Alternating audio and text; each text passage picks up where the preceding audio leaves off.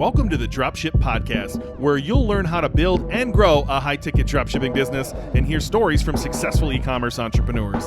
Let's kick this thing off.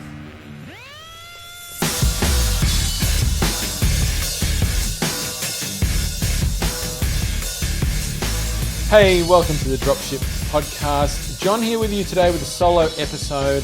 In today's episode, I am sharing a recording with you of a dropshipping Ask Me Anything I did in one of our Facebook groups, our public and free Facebook group, which you can head along to and join. You'll find the link in the show notes.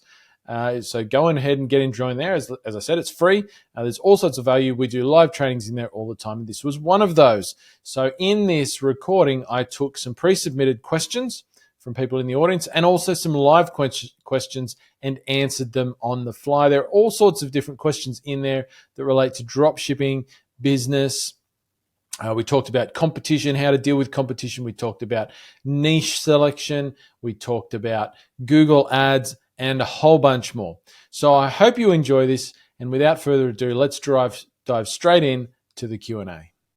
The first question comes from Emma. Thank you for your question, Emma. So Emma asked, broad question, but I'll try to narrow it down as best I can.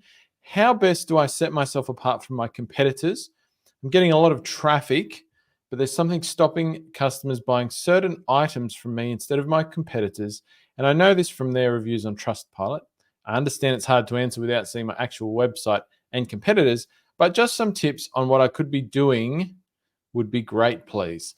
No problems, Emma. So we got quite a few questions relating to competition and things like that. So there might be some common themes here between some of the questions, which was interesting to see. So the first thing I would say actually about this question is that there's some assumptions built into it. So the assumption is that you're running traffic, and on some products you're not getting sales. You think other people are, which may well be true. Other people may be selling those products, and that's why you see them having reviews for those products and that sort of thing. But how are they selling those products? So the jump you're making is that your traffic isn't converting, but they're running the same traffic that is converting. And that's not necessarily the case. They could be selling those products any other number of ways, and maybe paid traffic on those products, which I'm assuming, Emma, I think you're a bit earlier on. You're probably mostly generating paid traffic. Don't assume that they're selling those with paid traffic also. So some products just don't work well with paid traffic, but they convert well with organic traffic. I mean, I've seen that happen directly, direct experience with that. They may have other means of selling those products. They may have a massive email list. So there's a lot of things, and this flows through, I think, some of the other questions that I got asked for today. It's easy to look at the front end because all you can see about other people's businesses is the front end, right? I mean, you have zero knowledge about what they do behind the scenes and to sell products, other avenues they have to sell products. You have no idea how big their email list is. Maybe they sell some products just via email. Like, there's so much you can't see. It's very easy to assume just from looking at their front end about what they're doing, about how good they do things and all that sort of thing. And that can lead you down some false thinking or false paths. So that would be the first thing I would say is don't necessarily assume that anybody else is selling them off the same traffic that you are. That's not necessarily the case. In fact, I wouldn't be surprised if that wasn't the case. But, generally speaking,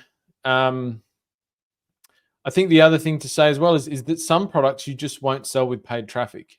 So, if you can't get them to convert, and I mean, yes, you should put efforts into conversion rate optimization and finding opportunities about things maybe you could communicate differently on your website to customers who land on those product pages and that sort of thing. You should absolutely give that a go. But sometimes in high ticket dropshipping, there are just some products that don't sell well with paid traffic, with certain types of traffic. And so the answer is just stop advertising them. Or you don't have to advertise them. Or maybe you have to narrow down the keywords that you advertise them on or something like that. So you can't rule that out either. But, before you get to that step, I always like to work out if I can sell those. And whenever I think about conversion rate optimization, that's kind of what this is a question about. You have to go through The easy steps for me to follow, I think, is using a method of thinking about it called the 40-40-20 principle, which comes from direct mail marketing. And I can never remember the guy's name that coined this concept. It goes back to, I think, the 50s or 60s. The similarities between what we do today online and what people used to do via mail are staggering, actually. And a lot of what people talk about today is actually from the 50s, the 60s, the 40s, the 30s in the marketing space from a conceptual perspective. So the 40-40-20 principle, just really quickly, says that if 100 is, if you have the chance of a conversion happening, you score at 100, 40 of that is going to be based on the quality of the person, of the traffic that you're putting your messaging in front of. So how close are they? How ready are they to buy? How knowledgeable are they about the market, et cetera, et cetera. The next 40% is about the quality of what's communicated to them, your offer, not what your website looks like, what's on your website, what they're seeing about the products, about your business, and what's persuading them to buy. And then 20% chance of that is how that information is presented. And that does mean your website. So you notice in that your website actually is not the largest factor. Website design is not the largest factor in your website converting or not.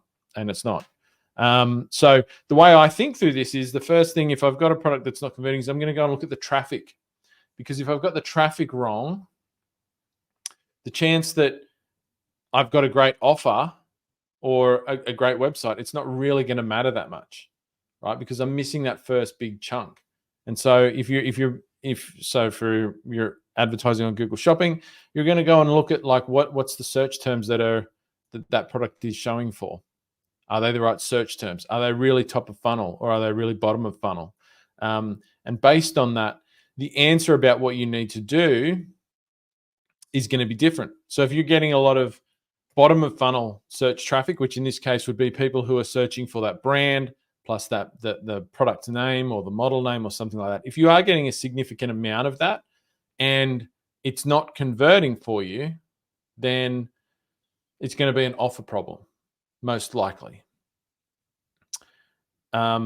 And I'm going to throw in there for anybody listening, if the brand themselves are advertising in Google Shopping ads and you're not converting on those type of search terms, it's because they're advertising in the ads and you should not be advertising in the ads.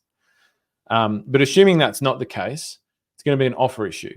If the traffic is really top of funnel, so it's like kind of like the product category, type searches or product type searches, there's no branding, there's no model specific nature to it, then that's probably more your issue. That traffic, that sort of traffic generally doesn't convert well off Google Shopping ads.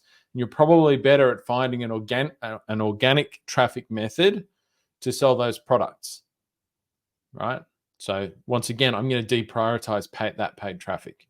And that's really going to be my issue. I'm going to try and find another way to sell that product. So if you're in the first instance, you're like, yep, the traffic's good, it's very relevant, it's specific to this product. Customers are closer to the bottom of the funnel, they're closer to the point of being ready to buy. You're not persuading them, you're not getting the conversion. It's going to be an offer problem. So I'm going to go out there, I'm going to say, who are the competitors? You obviously know who your competitors are. And I'm going to walk through like, what's their offer, like their total offer, not just what's the product, not just are they offering any discounts, what's their shipping, what's their tax situation, what's their returns policy, are they adding any other value into it, what's their, review position, like what's the trust factors they're throwing in there. I'm going to analyze that across the market. So I actually map that out in a spreadsheet, and that's an exercise that's in the conversion rate optimization module in the Dropship Breakthru program. So you want to check in on that if you're in the program. I take you through everything I'm talking about right now. I take you through in more detail in the program. And so you want to look at what each of your competitors is doing. What's their offering? You want to put them in a piece of paper, on a spreadsheet, on something, so that you can like compare them, and you look at them and you think, well, can I do better on any of these factors than anybody else? Or are there things that nobody else is talking about that I could talk about? So an example of that might be, nobody really talks about their returns policy. So could you have a better returns policy? Or could you just talk about your returns policy, even if it's not better? Because perception is everything here. from the customer's perspective. Perception is reality. Even if it's not reality, perception is reality. And so you want to map that out and see if there's any gaps. If there's any gaps, you plug those gaps. Put it like you've got to have your offer explained on your product page. If you're talking about Google Shopping traffic, particularly, people are landing on your product page. That's all they're going to look at on your site generally. They're not going to go to your homepage. They're not going to go this and there and this other place on your site. So your offer needs to be clearly communicated towards the very top of your product page, because when you're a reseller, and if you're competing with other resellers, it's not really the product that people are making the decision about who to buy from based on, right? Yep, they need to be convinced about the product. They need to be persuaded that the product is the right product to provide the solution and the outcome they're looking for, because that's what people are really buying, is outcomes, right? They're not buying the product. They're buying the outcome that the product produces, right? So yes, your product description, the images, all that sort of stuff needs to convince them that's the right product. But the other decision-making thing that's happening in customers' heads for a product that is sold in multiple places is, who is the right person to buy this from? Who is the website that I feel best about, that I connect with? And so talking to your ideal customer, so knowing who your customer avatars are, and Ben does a great training session on this. I think he did one last week in our membership, in our elite membership. Understanding your ideal customer, your customer avatars for your business is number one, because the more directly you speak to them on your pages, on your website, the more relevant you make yourself to them and what their interest is and their passion, whatever it is that you serve. And if you do that better than the rest of your competition, you build a connection straight away. Then your offer needs to be clear and clearly explained towards the top of your product pages.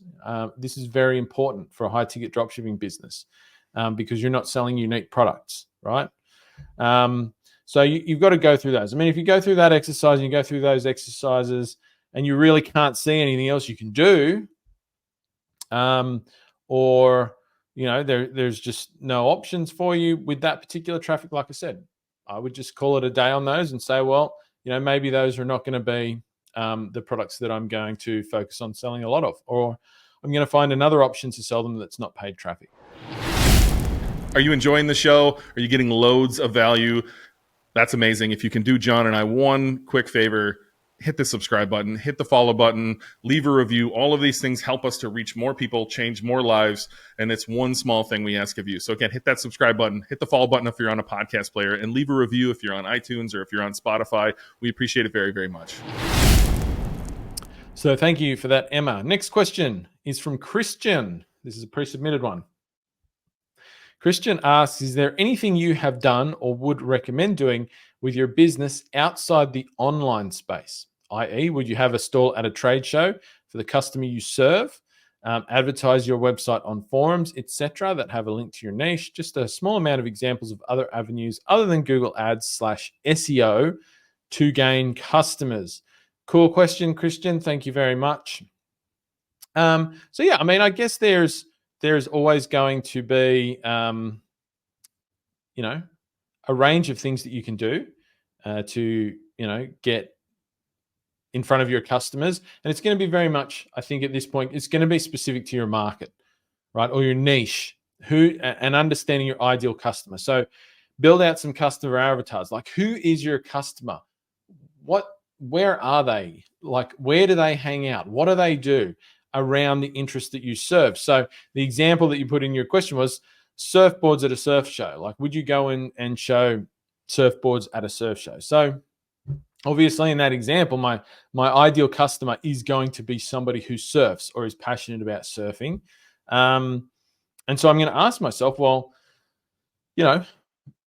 people who are passionate about surfing, like, where do they go? What do they do? Aside from the actual surfing itself, are there places that they hang out online or offline? Are there events that they go to? Are there things that they read?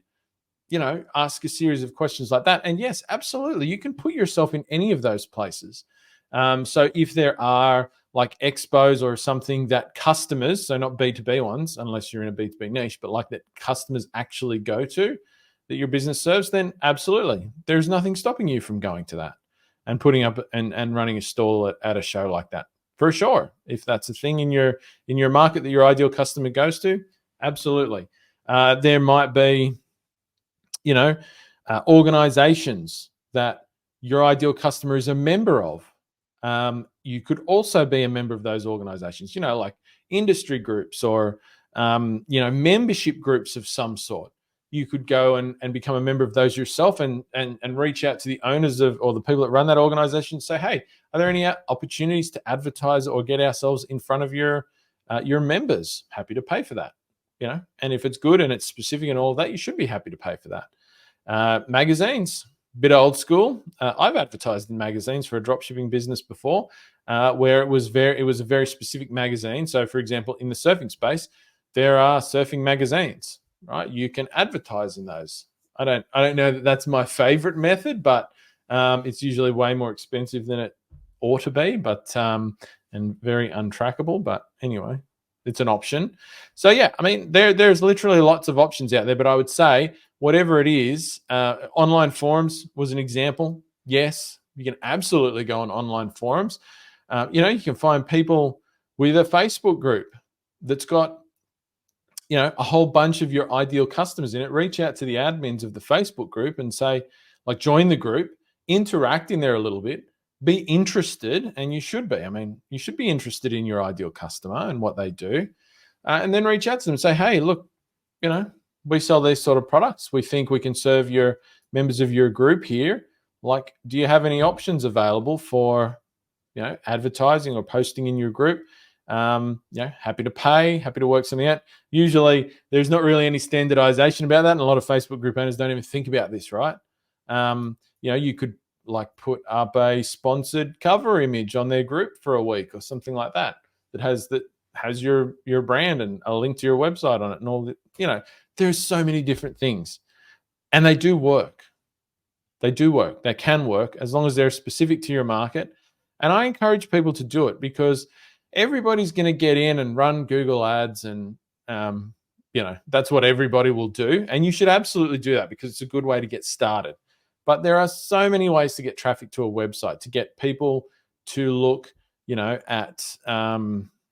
at your products. And I would really encourage people to do that because the more you do the things that other people aren't prepared to do, you make a few sales here, a few extra sales there through these little avenues, they add up. Trust me, if you find 5 to 10 other little avenues to sell your products, that stuff starts to add up, as well as the sales you're bringing in from SEO, from the bigger strategies that we talk about more commonly. It's a good question, Christian. Thank you for it. All right, I'm going to go over and answer a couple of live questions now. Thank you for people who have been submitting live questions. Keep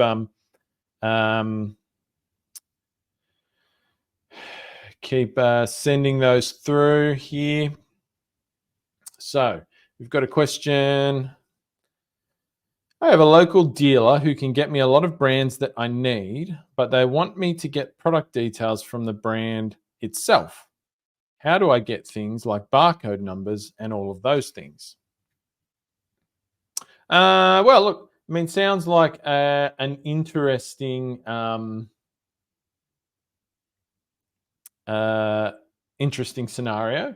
There's probably going to be some limitations there, I would say, in that, there might be data that you can't get. I mean, it sounds like an unusual arrangement. I could understand, I guess, grabbing things like images and descriptions and that sort of information from a website, from somebody's website. And that probably isn't uncommon, but I mean, things like barcode numbers, I mean, those might not be available there. And so I'd probably be working on that local dealer a bit more. It sounds a little bit lazy to me. Do they not have access to those things, or do they have access to those things? If they have access to those things and they want you to make money for them, then it would make sense that they help you get a hold of those things. So, once again, I'd be pushing this. Like, are you necessarily going to need barcode numbers? Yeah, maybe not. Like barcode numbers, you can find a lot of barcode numbers yourself. So if you go to barcodelookup.com, you can find barcode numbers. So you can just put in like a product title that you get from the manufacturer or the brand, put that into barcode lookup, and if there's a publicly listed barcode number, you can find it there. You can just copy it from there and put it into your product data. I don't know, what else you need. I mean, what do you need? You need images. You need like any sort of specifications or technical information about the products. Yes, barcode numbers, and you need pricing. I mean, that's really the main things that you're going to need. So, if your local dealer is not going to get it for you and you don't have access to, the brand themselves, then maybe there's some competitor websites out there you might be able to get various data points off, people who are also selling those things online. If they've got them listed on their website, once again, that does not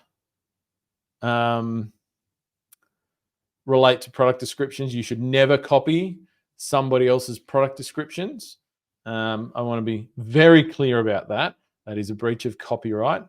You can do that for the brand and your supplier. You can't do it for other retailers. I fucking hate when I see people do that. And it happens to our students sometimes. And it really sucks. And you're going to get booted off Shopify if you do that. So don't do that. But like barcode, if you see barcode numbers on another website, there's nothing to stop you copying those because those are public information. Thanks for the question. All right, next question. How to set up tax information when you're shipping to the 48 states.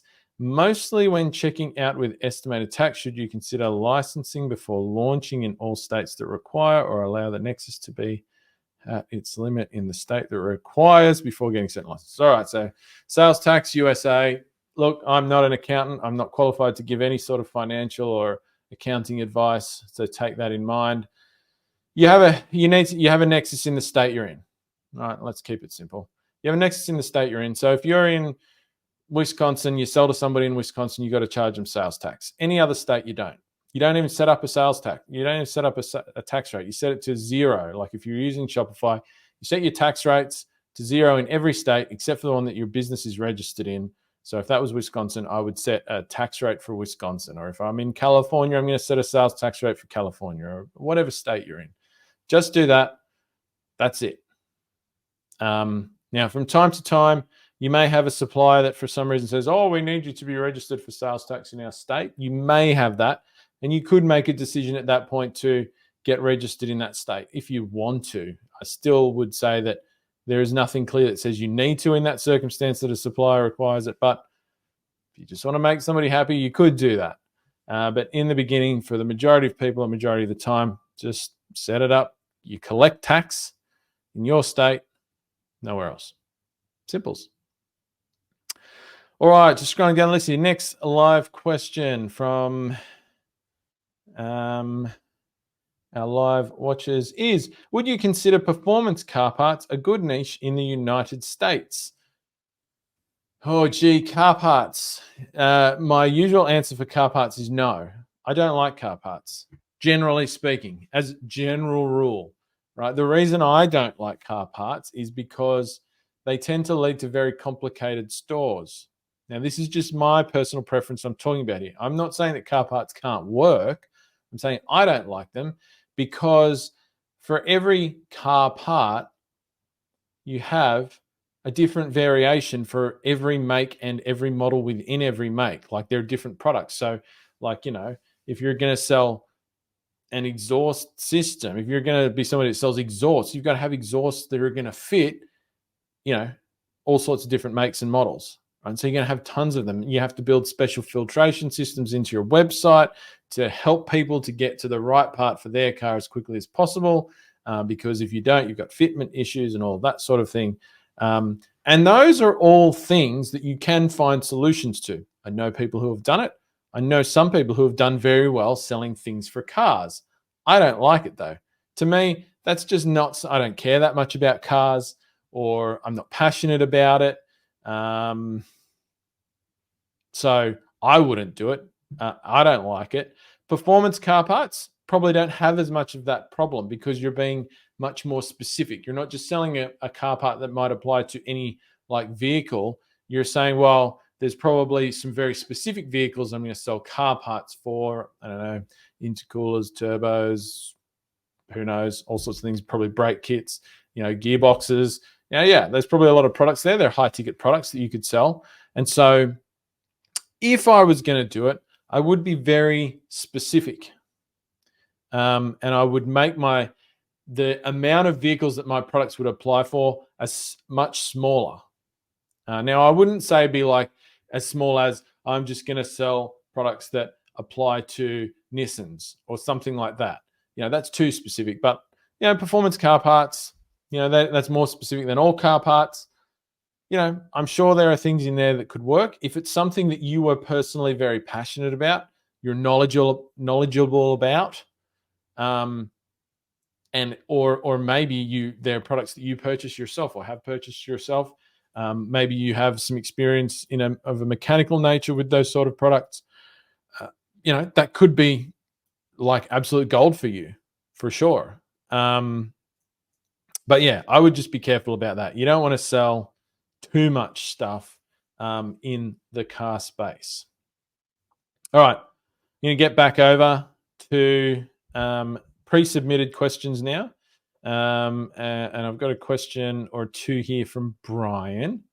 Hello, Brian. I know you're on the live because you did just comment before. And so it's good that you're here. So Brian says, so previously you mentioned that there's never a perfect product or niche and to just start and learn. I did start and I learned.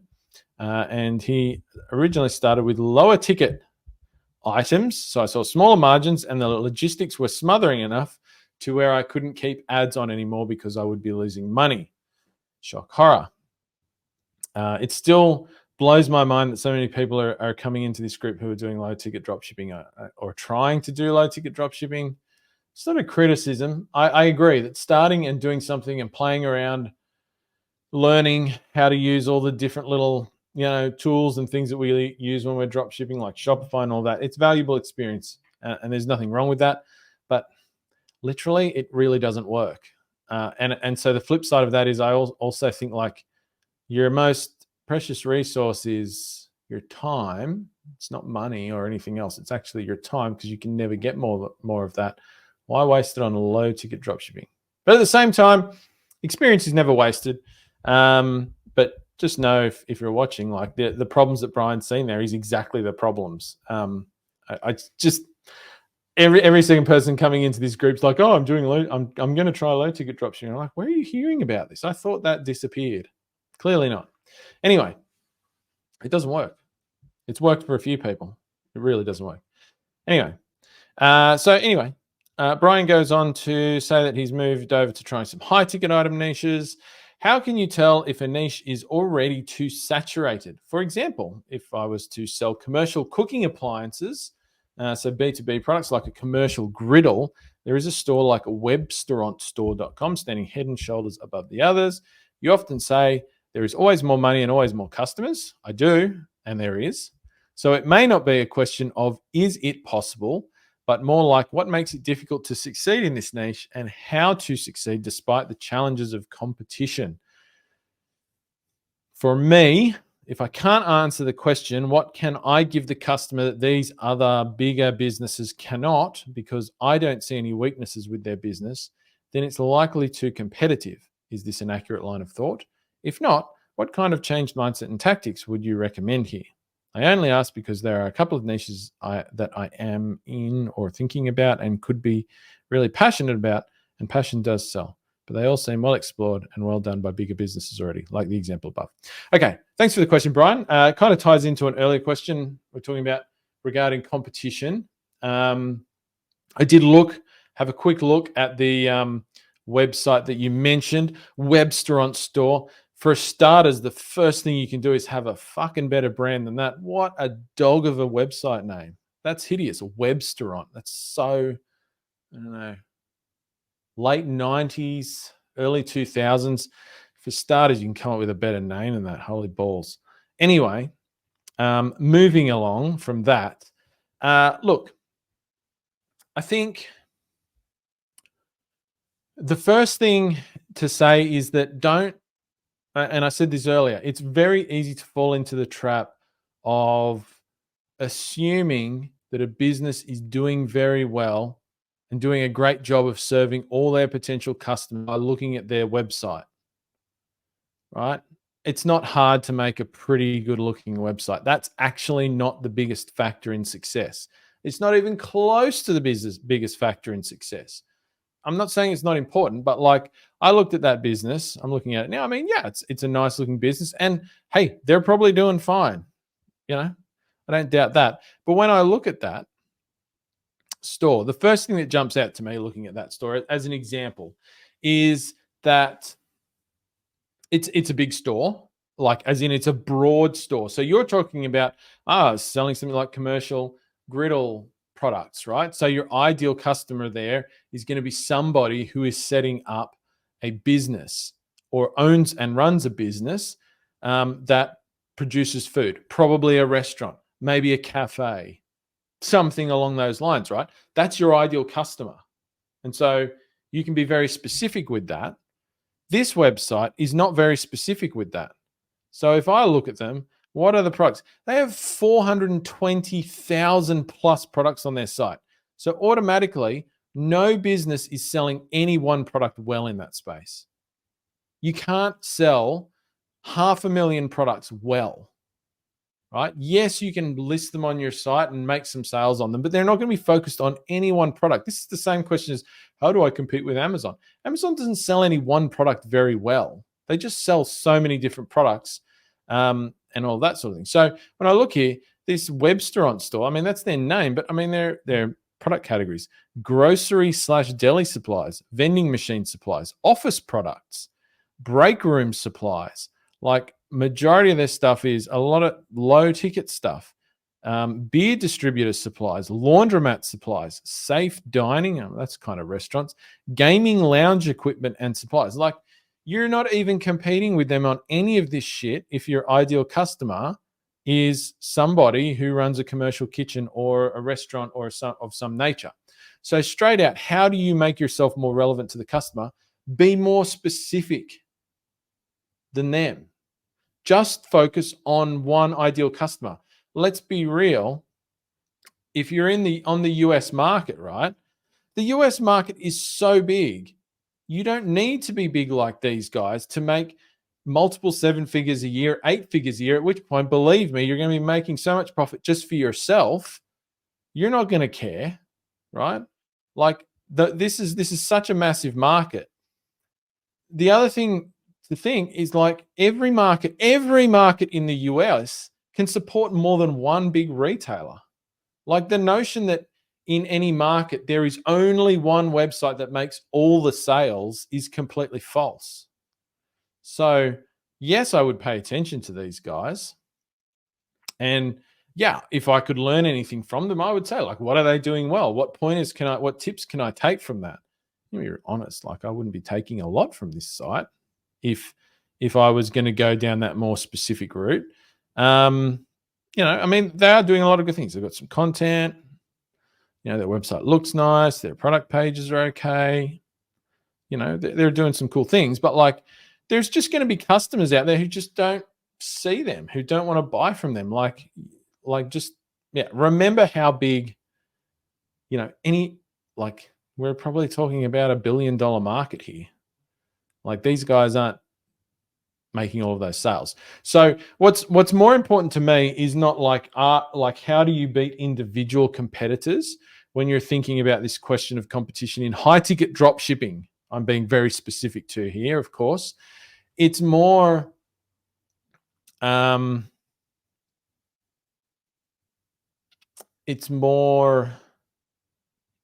how many competitors are there? I think that's a much more important thing. Particularly in the beginning. And competition is more important to factor in the beginning. It's what makes getting started harder than it might necessarily be. So you don't want to see too much individual competitors. If you see one or two or three really great competitors, it doesn't really matter because there's still going to be space for you, particularly in the US, which, as I say, is just every market's gigantic there pretty much, right? So when we're doing niche selection, we focus on how many competitors there are. So if there's 10 competitors for the products that you want to sell that are focused on the products you want to sell, like if I wanted to go really deep into restaurant equipment, I don't even know if I would be counting these guys as my most direct competition. Like, because my site's just going to talk about that, all about that, right? And they've got they've got some stuff here, but like, I don't know. They don't feel super specific to me. And so I think I could do a much more specific site that's much more focused on my ideal customer. And there probably are some other competitors out there, but it's a total number of competitors. So when you look at the products you want to sell, the product categories, if you're talking about commercial griddles, once again, which I think you mentioned, like how many people are selling commercial griddles online? Go to Google, search commercial griddle for sale, right? How many competitors come up? If it's like 15 plus in the US, that's going to be a bit of a red flag. I'm going to do some other product categories, see if it's the same. You could even go down the line of seeing what are some of the top brands of commercial griddles, put their products in to the Google search bar and see how many people are selling those individual products. Once again, if it's like the Google shopping ads will say sold by 15 plus in the Google shopping ads, if it says that, it's probably going to be rough going. If it's less than that, it'll be fine. Like I don't care about the individual quality of individual competitors.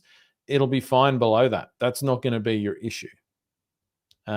So I think that's what I would say to that. I think, Brian, you did also mention that your first attempt at learning e-commerce was selling mechanical keyboards, gaming office. Something people probably don't know about me is I'm a bit of a mechanical keyboard guy myself. I'm a bit of a nut. I've got all sorts. You've got a bit of a little collection going here. This is one of my favorites. It's a Melgeek and Burgerwork plastic keyboard. That's cool. I often use this one, ceramic keycaps. Very nice. Great feel on that one. I love that one. I've got like 5 others sitting around me in pieces. So there's a little bit about John that nobody knows. If you're doing a job, you got to have the best tools. Typing on a mechanical keyboard's way better than anything else. All right, so I'm going to move along here. Another pre-submitted question. This one's a quick one from JC. As we are building our website and loading up demo products, the site is going live on our PCs, but on mobile devices, it needs a password to access, which is correct. How do we prevent the website from being live? Well, actually, you're just seeing it on your PCs because it's your Shopify account. And you're probably logged into your Shopify account at the same time you're viewing your website, and it won't come up as password protected if you do that. But if I go and visit your site on my PC, it will be password protected. So don't worry about it. You're all good. That was a quick one, wasn't it? All right. Let's go down to some more live questions here. Next question. When registering your business name, does it have to be the same name as your website name on Shopify? No. Depends what you mean about when you say registering your business name. So, I mean, if you're in the US, does your LLC, if you're starting an LLC name, does that have to be the same as your website name on Shopify? No, it doesn't. Your LLC name can be whatever you want it to be. You're going to be doing business as whatever your website name is. Yes. If you're in Australia and you're registering a business name, once again, if you are starting a company, which most people won't in the beginning, but if you're starting a company, your company could have a different name, but you would be trading as your website name. So you would still register a name in the Australian Business Register for your website name. And yes, you should do that. What appears on your website, that's your brand. So depending, it's different in different countries. But generally speaking, you're either going to be registering or doing business as name in your state if you're in the US, or if you're in Australia, you're going to register a business name with the Australian Business Register, business name register, and you should do that. If you're in the UK, there would be something similar to Australia, I imagine, and you should do that as well. So yes. Cool. Next question. Hi, John. I've been running Google shopping ads for the last 4 weeks and have made one sale. How much time does Google need to collect enough data to better understand my business and visitor engagement before clicks and impressions start ramping up? I've had 50 clicks and 5K impressions. We've not touched daily budgets or CPC bids since starting. Thank you. Well, thank you for your question. So 4 weeks, you've made one sale of 50 clicks for starters. That's pretty good. That's 2% conversion rate. Well done. That's a good start. But yeah, I mean, Google's not going to just ramp up things for you. That's not how it works. If you're doing ads the way we do ads, and once again, I don't know how you're doing ads exactly, but I'm assuming if you're doing ads the way we do them, where you're actually controlling your ads and not doing something ridiculous like Performance Max or something like that, in which case I have no help for you whatsoever. But if you're manually managing your campaigns and you've only got 5K impressions in 4 weeks, unless the products that you're advertising have really low search volume, your bids are too low, would be the probably thing I would say there. If you want to get more traffic, increase your bids. The easy way to see if you should increase your bids is to look at your search impression share on your campaigns, on your ad groups, or even on your products if you've got enough data to show it on your products. If it's very low, like it's expressed as a percentage, if it's like 10% or less than 10%, it means that your bids aren't high enough. You just need to increase your bids. Increase your bids, you'll get more impressions, and that should turn into more clicks as well. So that is the answer for that one, or at least the first run answer at that one. Next live question is from James. Howdy, James. James asks, hi, John, should I create a formal contract for supplier relationships, or is it okay to keep it verbal and informal? Well, look, I mean, a lot of suppliers will ask you to sign some sort of agreement, supplier or retailer agreement. You'll fill in a form, you'll sign it. It'll probably have some terms and conditions on it at some point. That's not uncommon. So, I mean, if you do that, that's essentially kind of like a contract. But should you do that going in the other way? I mean, probably not. No, I wouldn't. I never have. And if I were a supplier, I probably wouldn't sign an agreement that you send me.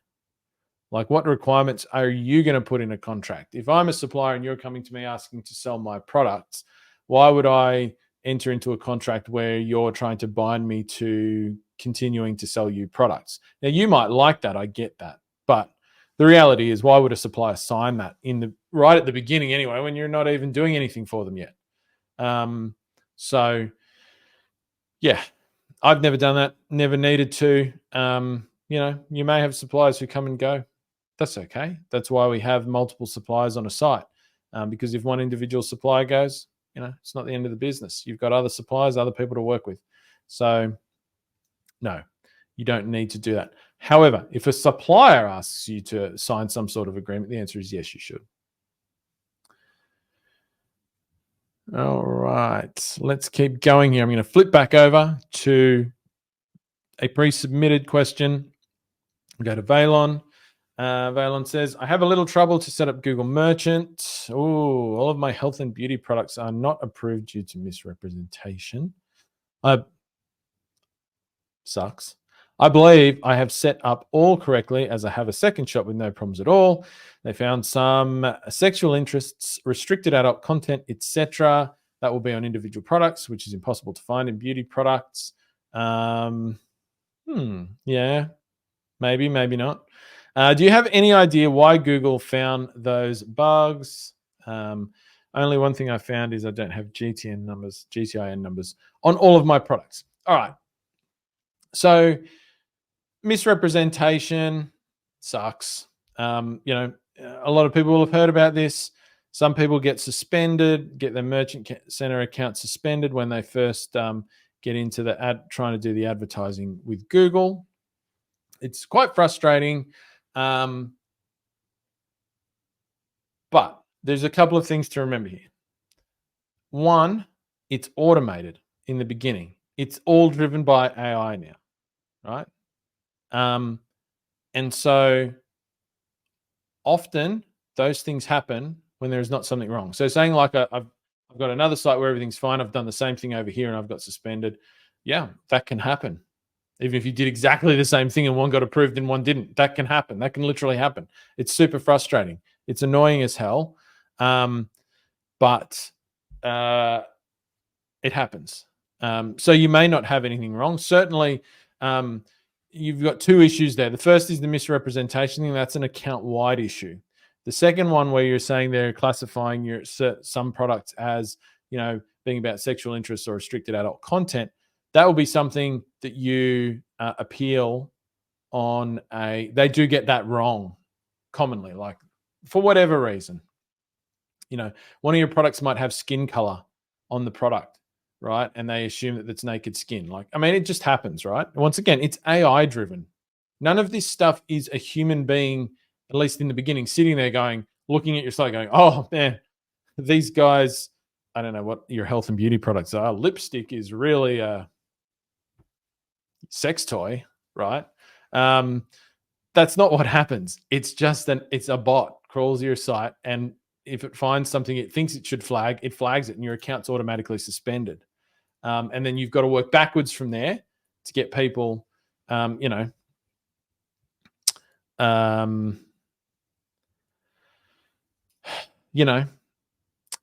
get people to look at it and to help you out. And look, it's annoying, but it is what it is. That's the scenario we have to deal with at the moment.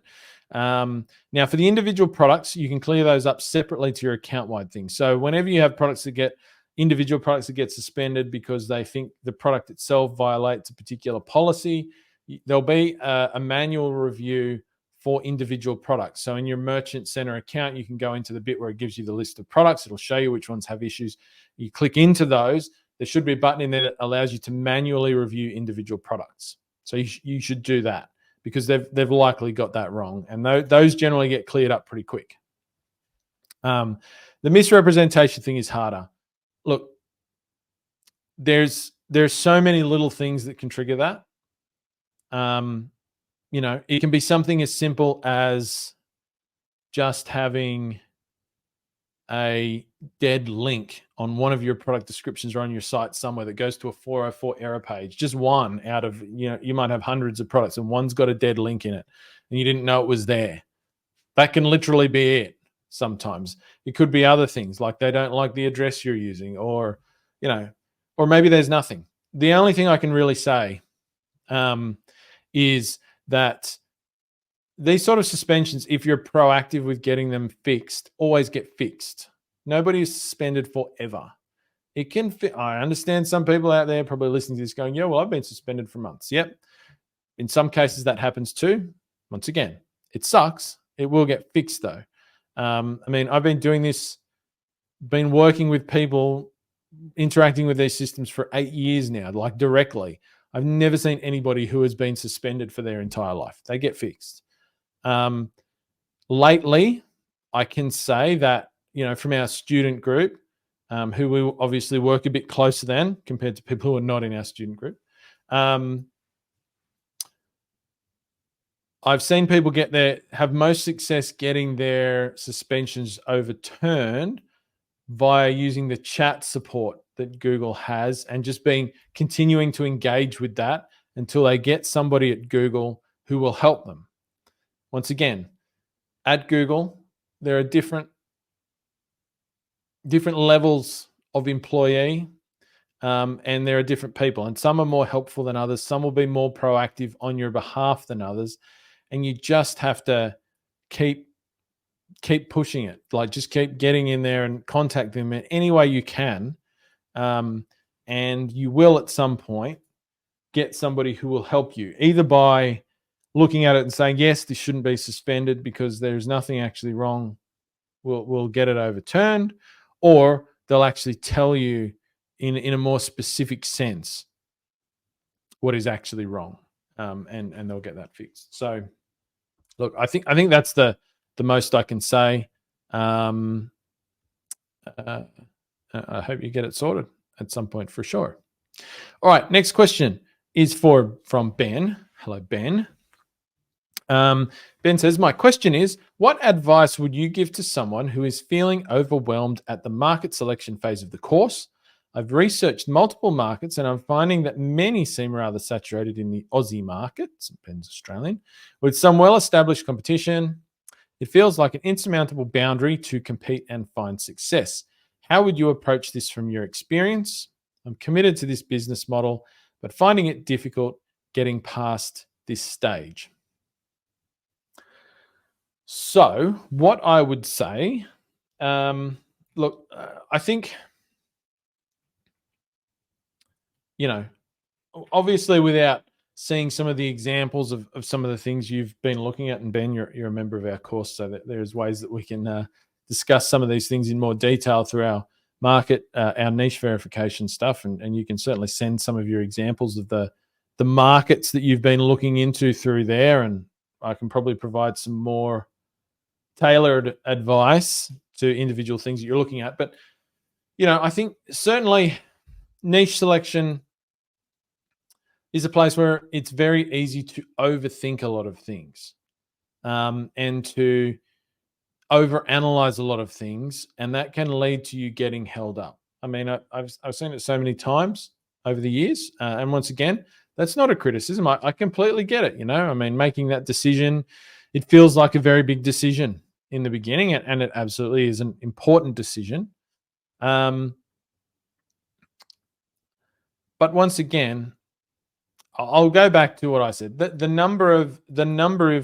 amount of competition is more important than individual competitors, in my opinion, and literally, with this business model, significant experience.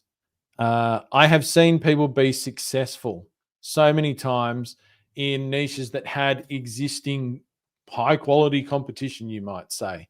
And the reason is just that, like, once again, it's very easy to overestimate the impact that individual businesses are having in a particular niche or market. You look at their website and you go, oh my God, that's so amazing. And, oh, how will I ever compete with that? And the reality is just that, no, like I say, no business gets all the sales. No one business, no two businesses, no three businesses in many markets. Now, obviously, in a country like Australia, where you do have that smaller population, the amount of competitors that a market can sustain is, of course, lower than a country like the US or a country with a larger population. For sure, that's true. But you also generally see that markets in Australia have a lower number of competitors anyway. So I'm sure some of the ones you're looking at may be too competitive. That does happen. But there are plenty out there that aren't. And I would just say, from a mindset perspective, don't focus on individual competitors. It's not, in the beginning, it's not really a helpful exercise, because you don't know anything about them. Like, when you look at a website from the outside, like, just trust me, you don't know anything about it. And that's, to go off on a tangent, that's why people who copy other people's websites never succeed, because the success in a business is not what happens on the front end. It's really driven from behind the scenes, and all the things that you do to engage with your customers, to serve your customers, to build relationships with suppliers, things like retargeting, email marketing, like all of the sort of more back-end stuff that you can't really see from the outside. There's so much stuff you can't see from the outside. In the example of the one, you can't see somebody's sales. You can make assumptions though. I see them running all these ads and stuff. I mean, you don't even know that they're making any sales off those ads. Like, you can say, well, why would they be running them then? Yeah, maybe, but maybe they make a lot of sales in other mechanisms and they run the ads to, grab a bit of market share and run them as loss leaders. Like there's all sorts of things going on. And so it's just not, there's so much that you can't know about competitors, individual competitors, that there's no reason thinking about them that much. So, I mean, I look at my competition every so often and you compare pricing and stuff, but I don't spend significant amounts of time worrying about my competition. Like in any business I'm in. Whether it's e-commerce, whether it's what we do here at Dropship Breakthru, I'll say when it comes to what we do at Dropship Breakthru, I don't spare a single thought for my competition ever. I just don't care. I just know I'm going to do the best thing I can do and it's going to be good. So I go do that. So focus on the number. Once again, if you're in Australia and you're looking at a niche and you've got 20 direct competitors that you can identify, well, it's going to be hard to push yourself above that pack. You're just going to get lost in it a little bit in the beginning, and it's going to take longer. It doesn't mean it's impossible. It's never impossible. It's more a case of, in the beginning, getting lost in a pack of competitors, it's difficult to push your head above that. It takes more time. And so if you're thinking about two niches and one is more competitive than the other, well, go for the one, all other things being equal, go for the other one, because you're just going to push above that quicker, right? But even in a more competitive niche, you can still get somewhere over time. Most people aren't patient enough to do that, but I don't know. Like I say, Ben, you're in the course, so you get to email me about this stuff. So maybe share some of your examples, and I'll give you some more specific advice on that. All right, back to my live questions. Thank you for that. All right, we're going down to, let's see, Eshon. Hello, mate. Thanks for your question. Any advice for Bing ads for B2B sites? I sell commercial restroom products. Cool. Any advice for Bing ads for B2B sites? Well, not really. Not outside of any of the usual pay-per-click advice I would give. Business-to-business sales. There are different ways of doing business-to-business sales to B2C sales for sure. But pay-per-click ads still work, right? So when you think about a business-to-business, you think of, you're selling to businesses, you think of the business like this big company, which it is, but at the end of the day, there's still an individual within that company who is going to be looking for the products. Maybe it's a purchasing manager or a purchasing officer. And maybe they have to go and come up with a recommendation and put that to their board of directors or to their boss or to the owner of the company or something like that to get approval to buy products. But at the end of the day, it's still an individual who's sitting there going, crap, I need to get some more toilets. Where am I going to get toilets from? And they're going to, maybe they've got a list of suppliers. And like I say, there might be ways you can get yourself onto such lists. But a lot of those people are still going to go to a search engine and type in, where can I buy commercial toilets from?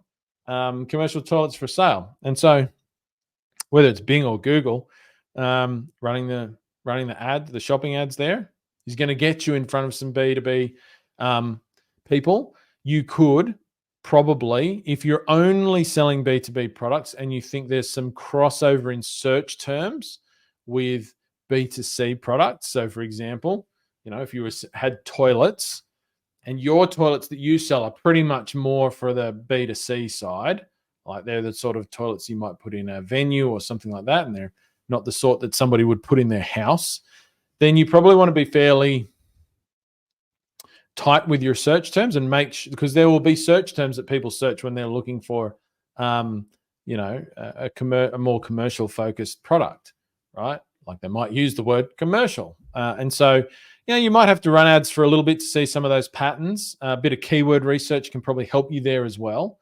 Identify what some of those things, and I'd be targeting those search terms. Search text ads can often work well for B2B products as well.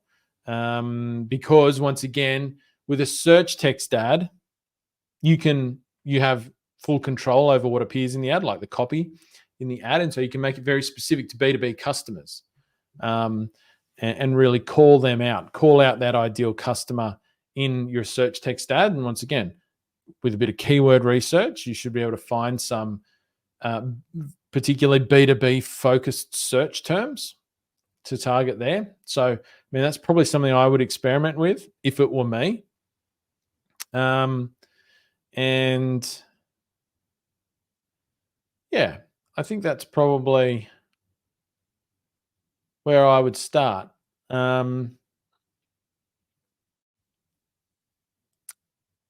Yeah, I don't think there's anything really other than that specifically that I would be doing for B2B for Bing or Google for that matter either. I mean, at some point you can, if once you get very familiar with your customer on the business to business side, and you think, you know a bit about how to serve them, what they're generally looking for, and you feel, you want to go into a bit of a lead generation phase. I mean, you could go and run ads to like a lead capture page for people who are looking for a quote for commercial products, rather than sending them to like product pages or something like that. You could go and say, like, have a page on your site that kind of outlines your trade program, which if you're selling B2B, you should have a trade program like volume-based pricing and all of that sort of stuff. Explains that a bit and just has like a form. And it's like, if you want to have a chat with one of our representatives about a quote or something like that, put your details in here. We'll call you back in the next blah, blah, blah, whatever you want to say. You can run ads to such a page and generate leads and then call those people. For B2B, getting people on the phone is going to, be really helpful for you. So you should be focused on ways that you can do that as well. Well, I hope you enjoyed that. That's the end of the Ask Me Anything. Once again, if you'd like to get into those sort of sessions and join them live and interact and be part of the whole thing, find the link below this episode in the show notes to our Facebook group, or head on to Facebook and search Dropship Breakthru and you'll find it. Join.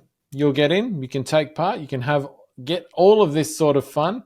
And of course, if you're ready to start your high-ticket dropshipping journey, we've got two options for you. Firstly, our launch program, which is a more recent program for us. It's taken directly from our full program, but it's a bit smaller, and it's aimed to help you start from scratch with zero experience and get your site built, your business built and launched and making its first sales. So it comes at a significantly lower investment than our full program. You can get access to it at dropshipbreakthru.com/launch. You'll find the link to that in the show notes as well. Or if you're just ready to dive on into our full program, get the encyclopedia, the Britannica of high-ticket dropshipping, go straight for our full program, Dropship Breakthru. Just go to dropshipbreakthru.com/join. You get instant access. You can start building your business today, literally taking the first steps today with our support. See you there. Thanks for listening to the Dropship Podcast. You can find all the show notes for this episode at dropshippodcast.com. And if you're ready to take the next step in your dropshipping journey, we invite you to join us inside Dropship Breakthru, where John and I will walk you through step by step in starting your own high-ticket dropshipping e-commerce business. But that's not all. Dropship Breakthru will also teach you everything you'll need to know to grow your business and take it to the next level. So head over to dropshipbreakthru.com and sign up for our free training that will help you take the first steps towards building and growing your own profitable high-ticket dropshipping business.